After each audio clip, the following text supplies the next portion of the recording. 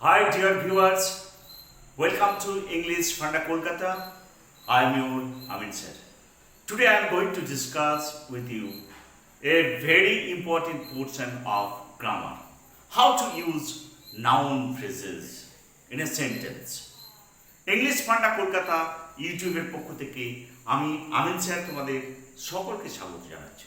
এখন তোমাদের সঙ্গে একটা গুরুত্বপূর্ণ গ্রামার, যে গ্রামারটা বেসিক এবং অ্যাডভান্স লেভেল লার্নারদের পক্ষে অত্যন্ত জরুরি ইংরেজি শিখতে গেলে, সেই একটা গুরুত্বপূর্ণ গ্রামার নাউন ফ্রেজ কীভাবে বাক্যের মধ্যে ব্যবহার করা হয় সেই সম্পর্কে আমরা আলোচনা করব। Okay, let us come. Here I have taken some noun phrases. এখানে কতগুলো নাউন ফ্রেজ নিয়েছি দেখো। কর্তব্য জ্ঞান, যাকে ইংলিশে বলে সেন্স অফ ডিউটি। নষ্টের গোড়া, রুট অফ ইভিল। জীবন সংগ্রাম, স্ট্রাগল ফর এক্সিস্টেন্স। উচ্চপদস্থ কর্মচারী, ম্যান অফ হাই র্যাঙ্ক। চিন্তার কারণ, কজ অফ অ্যাংজাইটি। শান্তিভঙ্গ, ব্রেচ অফ পিস। আয়ের পথ, সোর্স অফ ইনকাম। সাফল্যের রহস্য, কি টু সাকসেস। বিবাদের কারণ, অ্যাপেল অফ ডিসকর্ড। এই সমস্ত বাক্য দিয়ে কিভাবে সুন্দর সুন্দর, এই সমস্ত শব্দ দিয়ে কিভাবে সুন্দর সুন্দর বাক্য গঠন করা হয় এবং সেই বাক্যগুলো কিভাবে আমাদের দৈনন্দিন জীবনে ইংরেজি ক্ষেত্রে প্রয়োগ করতে হয় সেই সম্পর্কে আমরা শিখব। Okay, let us come. দেখো, কর্তব্য জ্ঞান। এই লোকটার কর্তব্য জ্ঞানের অভাব।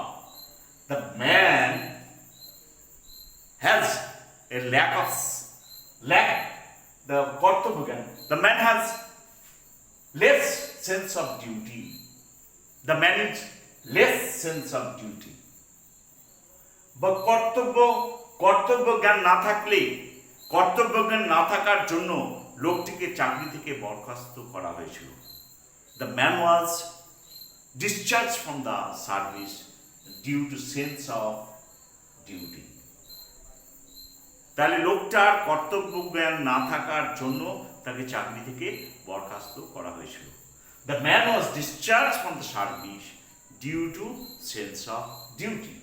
নষ্টের গোড়া, তোমার ছেলেই হচ্ছে নষ্টের গোড়া। বা বাচ্চাদের অত্যধিক, ছোটবেলায় বাচ্চাদের অত্যধিক পয়সা দিলে তারা নষ্টের গোড়া। বা তার বাবা মাই ছিল ছেলেটি নষ্টের গোড়া, কারণ তার বাবাই ছিল ছেলেটি নষ্টের গোড়া, কারণ ছোটবেলায় তাকে প্রচুর পয়সা দিত। His father was the root of evil for his child because from his childhood he gave him lot of money. ঠিক আছে, জীবন সংগ্রাম। আমাদের প্রতি পদক্ষেপে জীবন সংগ্রাম। In our every steps of life we have to struggle for existence. In our every steps of life we have to struggle for existence. তেমনি উচ্চপদস্থ কর্মচারী, লোকটি উচ্চপদস্থ কর্মচারী বলে অহংকার করে। The man is boast. The man is proud as he is a man of high rank. চিন্তার কারণ, ছেলেটি পড়াশোনা করে না বলে তার বাবার সেটি চিন্তার কারণ। The cause of the anxiety of his parents because his son is not studying properly. শান্তিভঙ্গ। বর্তমানে অনেক রাজনৈতিক নেতারা শান্তিভঙ্গের কারণ। At present many political leaders are breach of peace, are the cause of breach of peace, are the cause evil root বা evil root. At present many political leaders are the evil root, are the root of evils for breach of peace. শান্তিভঙ্গের কারণ হচ্ছে অনেক রাজনৈতিক নেতারা। Likewise, আয়ের পথ। লোকটি আয়ের পথ খুঁজে না পেয়ে আত্মহত্যা করেছিল। The man suicide himself not finding any source of income. সাফল্যের রহস্য।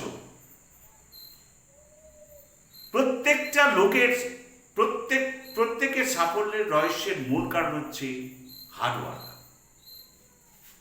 Behind every success, the key to success is hard work. So, everyone should try to hard work to achieve success in life. বিবাদের কারণ, এটা হচ্ছে খুব fantastic English, Apple of Discord. তাদের দুই বন্ধুর বা দুটি পরিবারের মধ্যে বিবাদের কারণ হচ্ছে জমি। The Apple of discord between two families were left. So guys, this is the way how to use noun phrases in different ways. এইভাবে সুন্দর সুন্দর বাক্যের মাধ্যমে তোমাদেরকে নাউন ফ্রেজ প্রয়োগ করতে হবে। আশা করি যারা ইংরেজি শিখতে চাও তাদের জন্য এই ভিডিওটা অত্যন্ত জরুরি, তোমরা মিস করবে না। Hope this video will help you, basically the learner who wants to learn English in a proper way. And if you like this video, please share and subscribe my YouTube channel English Funda Kolkata. Till then, goodbye. See you again with a new video. Thank you everyone.